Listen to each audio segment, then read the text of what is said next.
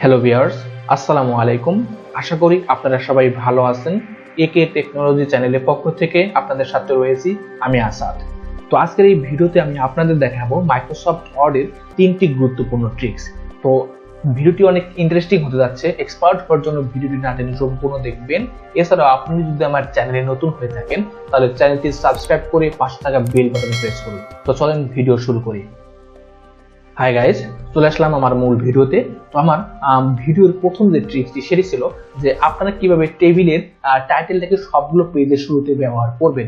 তো আপনারা দেখতে পাচ্ছেন আমার এখানে একটা টেবিল ইনসার্ট করা আছে এবং সেই টেবিলে একটা টাইটেল ব্যবহার করা আছে। তো আমি যদি একটু নিচে আসি, দেখেন আমার 2 নম্বর পেজের শুরুতে কিন্তু আমার সেই টাইটেলটা নেই এবং 3 নম্বর এবং 4 নম্বর পেজের শুরুতে কিন্তু টাইটেলটা নেই। তো আমি যদি একটু জুমটা আপনাদের কমিয়ে আপনাদের দেখাই, দেখেন আমাদের কিন্তু সবার প্রথমে যে টাইটেলটা ব্যবহার করছে সেটাই আছে, বাট এরকম 3টা পেজে কিন্তু আমার টাইটেলটা নেই। তো আমি চাচ্ছি কি যে এই প্রত্যেকটা পেজের শুরুতে আমার এই টাইটেলটা ব্যবহার করতে।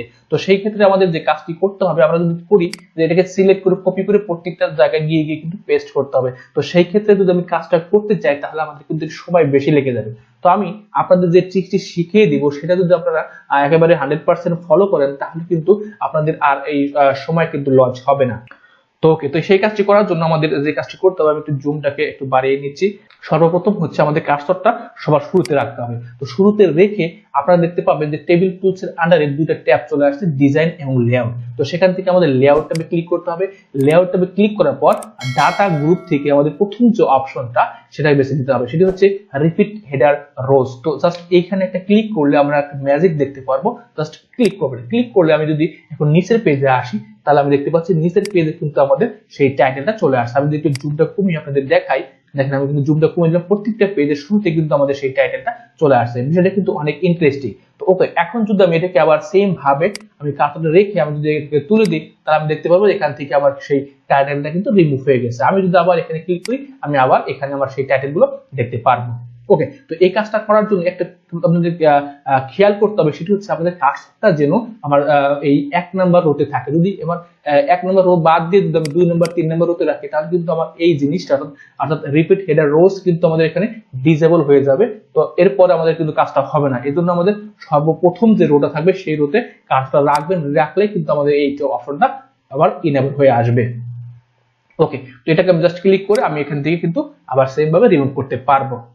ওকে, তো এরপর হচ্ছে আমার 2 নাম্বার ট্রিক্সটি হচ্ছে আপনারা কিভাবে এই টেবিলের যে নাম্বারিং গুলো আছে, অর্থাৎ আমাদের যে সিরিয়াল যে নাম্বারগুলো আছে সেই নাম্বারগুলো অটোমেটিক্যালি কিভাবে ইনসার্ট করবেন। তো আমি যদি এখান থেকে হাতে টাইপ করে দেই তাহলে কিন্তু আমরা যদি কোনো সময় যদি কোনো কিছু ডিলিট করে ফেলি তাহলে সেই ক্ষেত্রে কিন্তু অটোমেটিক্যালি চেঞ্জ হয় না।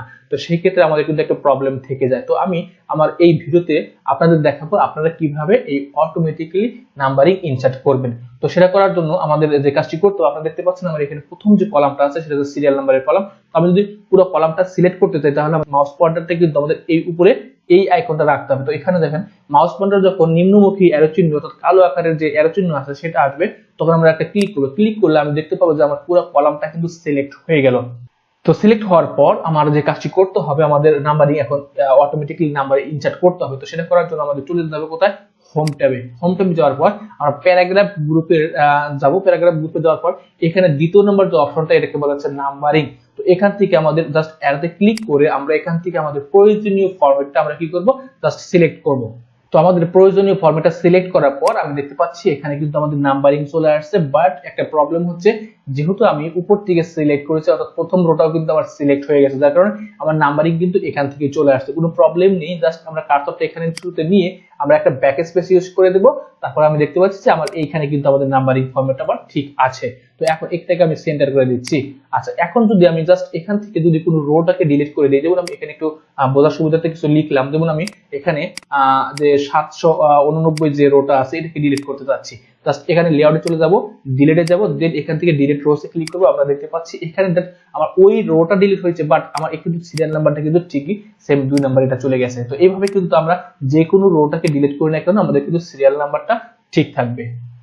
ওকে, তো এরপর হচ্ছে আমাদের সর্বশেষ এবং 3 নম্বর ট্রিক, সেটি হচ্ছে আপনারা কিভাবে নিজের প্রয়োজনীয় ফরম্যাট দিয়ে নাম্বারিং সেভ করবেন। তো সেটা করার জন্য আমরা কন্ট্রোল এন দিয়ে নতুন একটা ডকুমেন্ট নিব।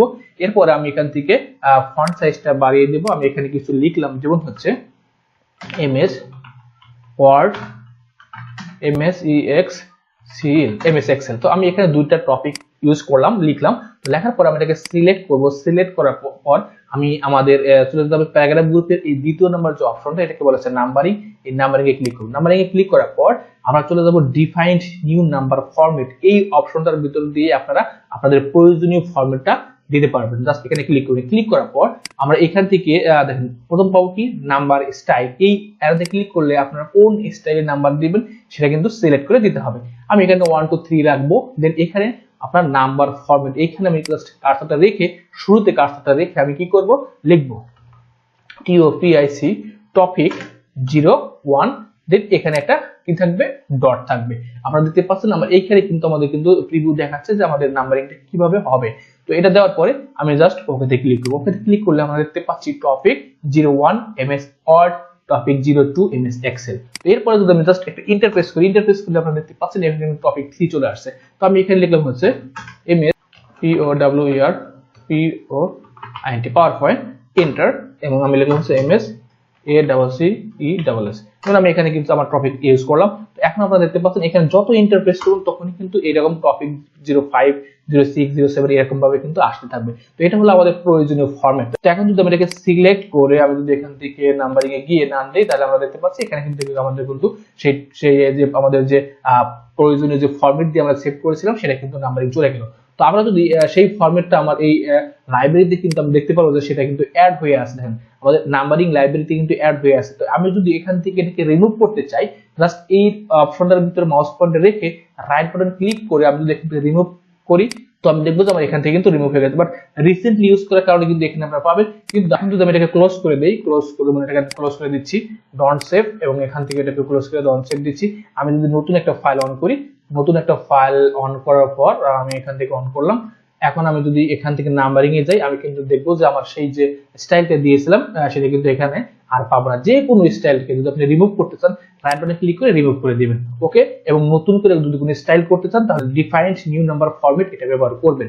তো ওকে, তো এই ছিল হচ্ছে আজকের গুরুত্বপূর্ণ 3টি ট্রিক্স। তো আশা করি আজকের এই ভিডিওটা আপনাদের কার্যক্ষেত্রে অনেক উপকারে আসবে। তো যদি কাজে লাগে তাহলে সবাই লাইক, কমেন্টস এবং শেয়ার করে অন্যকে দেখার সুযোগ করে দিন। তো আজকের মতো ক্লাস এ পর্যন্ত। সবাই ভালো থাকবেন, সুস্থ থাকবেন। খোদা হাফেজ।